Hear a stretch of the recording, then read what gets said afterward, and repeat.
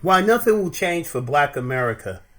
This is your brother C.C. Blackman, and today's conversation is about why nothing will ever change for Black America unless we do this.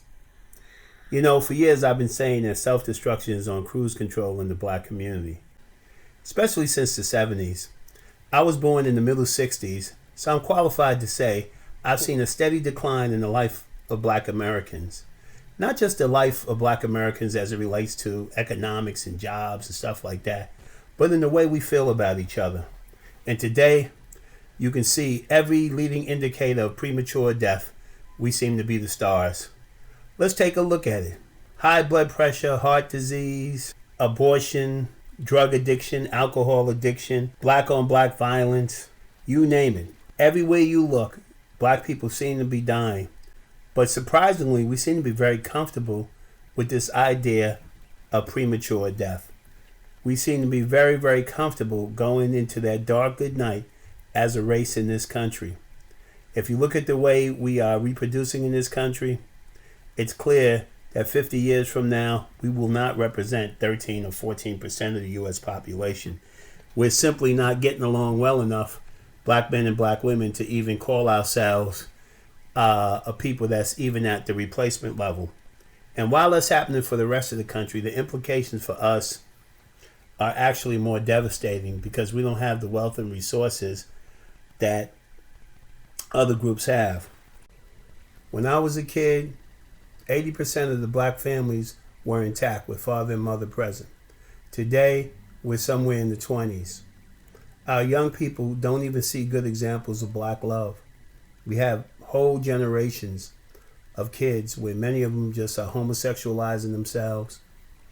And you look at it and you realize that this is not really a choice. This is a direction given to us by people who really want to see the total destruction of the Black race in America. And unfortunately, they've made us very comfortable with all this death. They've made us comfortable with all this death. The Black community has been flooded with drugs. They attacked us with the AIDS. When I was a kid, it was all about heroin. Then we saw the crack come in. Then we saw the angel dust come in. And now God knows what it is. We've lost all kinds of standards. We've become so criminally orientated within our own communities that we are scared to death of each other. There's been so much drug sales and so much acceptance of all kinds of criminality because people couldn't get a foothold in the economy, because we put our whole survival on white folks. We never maintained the parallel economies that we had prior to the civil rights movement. So what's going to happen? What's going to happen to Black America? Do we have a future? I think we do, but we better wake up quick. In order for us to wake up, we have to rediscover what it was that made us a people before. And that was caring about each other, loving each other, having a sense of respect for each other. You know, you look at those people on the Edmund Pettus Bridge who marched during the days of civil rights, all dressed up in suits and ties, demonstrating to the world that Black people were people to be respected. When I was a kid, even the bums wore suits. Things have really changed. Today, disrespect is the way we relate to each other. And that's designed to make sure we never have economy. When I was a kid, people said young, gifted, and Black. We were pro-education. Today, we're anti-education. Everybody takes pride by putting their ignorance on display. Nobody wants to put their intelligence on display because today, like Joe Biden said, you ain't Black if you're intelligent. This has got to stop. It's time for us to make a change.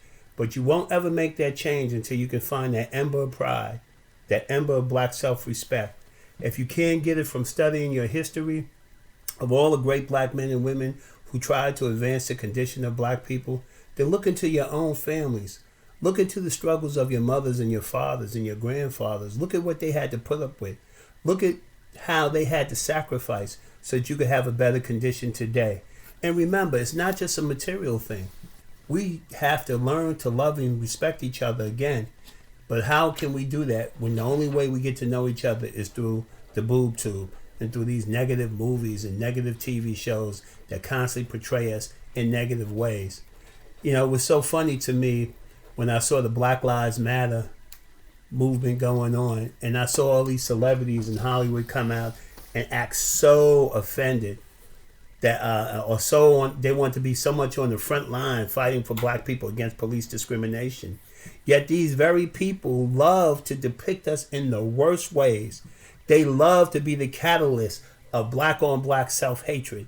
They know what those movies do to us. They know what those TV shows do to us. They know what that negative ass music we listen to does to us. That's not even black music. That's not black music. What kind of culture can sustain itself with such negativity? It's our chance, black people, to wake up.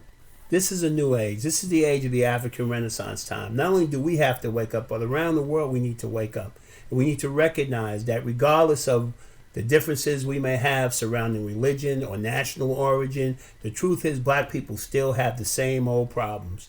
We have to decide whether we're going to let white men run this world or Chinese men run this world and Indian men run this world without no say from what happens to the world by black people.